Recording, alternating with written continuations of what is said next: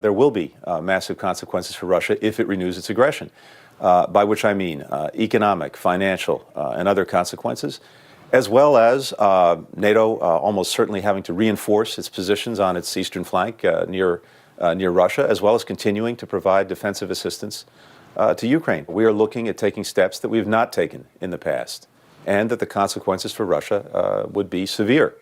And that's something that President Putin's going to have to factor into his calculus. What about moving heavy U.S. weaponry out of Poland, moving it further west? Or what about moving missiles? What about limiting the scope of U.S. military exercise? Are any of those on the table? Look, first, Jake, I don't think we're going to see any breakthroughs in the coming week. We're going to be able to put things on the table. The Russians will do the same, both directly with us at NATO, at the OSCE, and we'll see if there are grounds for moving forward. We also have to make it very clear to Mr. Putin that his antics right now in and around Ukraine are unacceptable, which means that if additional sanctions have to be imposed to send that message, that would be appropriate. Nord Stream 2 is one example of a place where we could do that now.